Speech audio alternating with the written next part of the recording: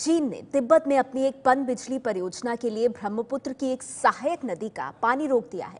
चीन की समाचार एजेंसी शिन्हुआ के अनुसार चीन का यह कहना है कि वो इससे बिजली पैदा करेगा, पानी का इस्तेमाल सिंचाई के लिए करेगा और साथ ही इससे बाढ़ पर काबू पाने में मदद मिलेगी।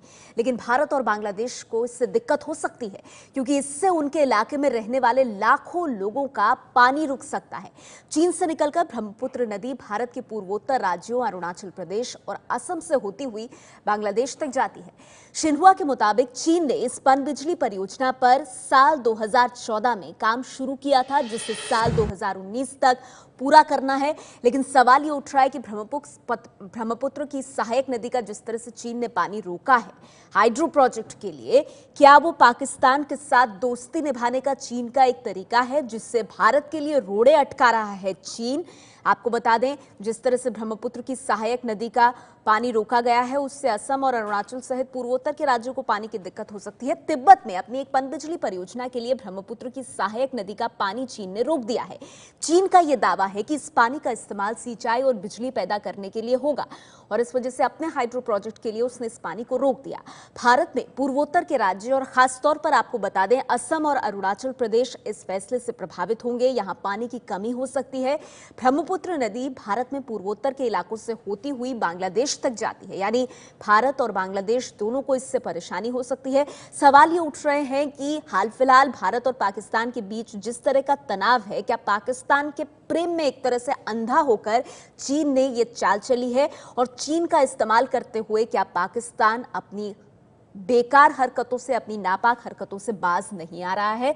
और उसी क्रम में ताजा जानकारी ये कि चीन ने ब्रह्मपुत्र की सहायक नदी का पानी रोक दिया है। जैसा कि हम आपको बता रहे हैं, जो ब्रह्मपुत्र नदी है, इसकी जो सहायक जो ट्रिब्यूटरी है, ये भारत से होते हुए बांग्लादेश जाती है। तिब्बत में अपनी पनबिजली परियोजना के लिए चीन ने यह फैसला लिया है। ब्रह्मपुत्र की सहायक नदी का पानी रोका है। चीन का यह कहना है कि इसका इस्तेमाल वो अपने हाइड्रो पावर प्रोजेक्ट के लिए करेंगे। इस पानी का इस्तेमाल वो सिंचाई और बिजली पैदा करने के लिए करेगा।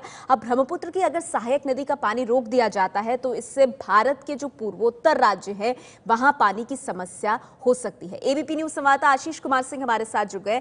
आशीष, ये जो ताजा डेवलपमेंट हुआ है जिसमें चीन ने ब्रह्मपुत्र की सहायक नदी का पानी रोक दिया है, इसको लेकर क्या जानकारी मिल रही है? क्या भारत इस मुद्दे को चीन के साथ उठाएगा? देखिए, निश्चित तौर पे अब बहुत ज्यादा दिन नहीं है नेहा, जबकि चाइना के राष्ट्रपति भारत का दौरा करने वाले हैं ब्रिक्स समिट के लिए, जो कि गोवा में इस बार आयोजित किया जा रहा है भारत की तरफ से।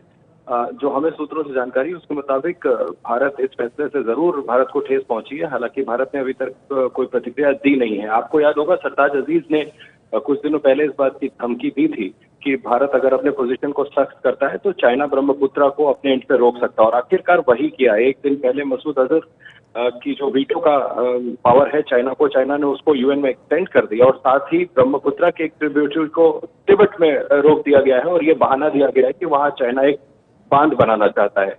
ऐसे में निश्चित तौर पे चीन ने अपनी नीति स्पष्ट कर दी है कि भले ही भारत से कितने भी करीबी रिश्ते हैं, लेकिन फिलहाल इन फैसलों में वो पाकिस्तान के साथ खड़ा है। और इसका इशारा, जैसे मैंने आपको कहा नेहा, खुद सरताज अजीज ने 2-3 दिन पहले नेशनल असेंबली में पाकिस्तान के दे दिया था। बहुत अहम बात आप कह रहे हैं आशीष, बहुत बहुत शुक्रिया आपका इस जानकारी के लिए। तो जैसा आशीष बता रहे हैं कि चीन लगातार परेशानियां पैदा कर रहा है भारत के लिए, और जैसा आशीष ने भी कहा, सरताज अजीज ने ब्रह्मपुत्र को लेकर चीन की चाल की धमकी भी पहले ही भारत को दे दी थी। It will not only violate Indus Water Treaty but also set a regional state practice under which international law can serve as a precedent.